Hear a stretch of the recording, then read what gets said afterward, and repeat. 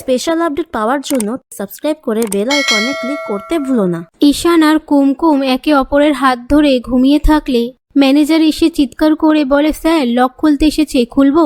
ঈশান বলে, খোলো। তারপর তারা লকটা খুলে দেয়। এরপর কুমকুম ঈশানকে বলে, আপনি কফি খাবেন তো? পাশ থেকে ম্যানেজার বলে, আমাদের ক্যান্টিন খুলে গেছে তো, আপনাকে বানাতে হবে না। কুমকুম বলে, ঠিক আছে, আমি বলে আসছি।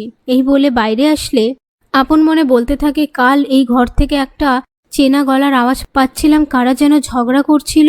এই বলে ঘরে ঢুকে এলে সেখানে শার্লি যে প্রেগনেন্ট সেই রিপোর্টের ছেঁড়া একটা অংশ পেয়ে কুমকুম আপন মনে বলতে থাকে, মা সিদ্ধেশ্বরী আমাকে এই ঘরে কেন টেনে নিয়ে এলেন? কোনো ইঙ্গিত দিচ্ছে কি আমায়? এরপর ঈশান কুমকুমকে বলে, আর কফি খাওয়ার দরকার নেই, বাড়িতে চলো। এই বলে তারা ফ্ল্যাট থেকে বেরিয়ে বাড়িতে আসলে ঈশান বলে, তোমার তো ঝামেলার জীবন চাই, আবার লোকের কথা শুনবে তুমি।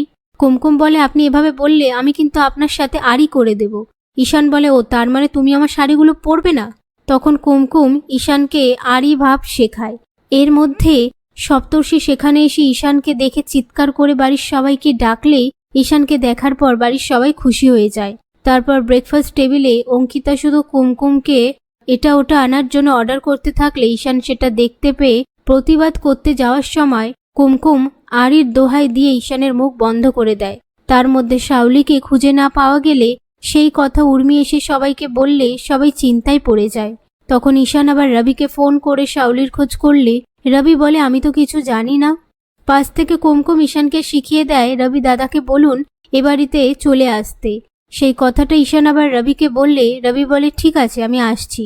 তারপর রবি ঈশানদের বাড়িতে আসলে কুমকুম বলে, শাওলি দিদি আপনাকে ফোনে কি কথা বলেছিল? কোনো কি নির্দিষ্ট জায়গার কথা বলেছিল? পাশ থেকে অঙ্কিতা বলে, আমাদের পারিবারিক ব্যাপারে তুমি কেন কথা বলছো? আর ঈশানের মা বলে, আমার পরিবারের সমস্যার ব্যাপারে আমাকেই কথা বলতে দেয়া হোক। এ কথা শুনে কুমকুম বলতে থাকে, শাওলি দিদির ব্যাপারে এটুকু জানার অধিকার আমার আছে। আমার বিয়ে নিয়ে সবার মনে যাই প্রশ্ন থাকুক না কেন, আমি শাওলি দিদির ভালোই চাই।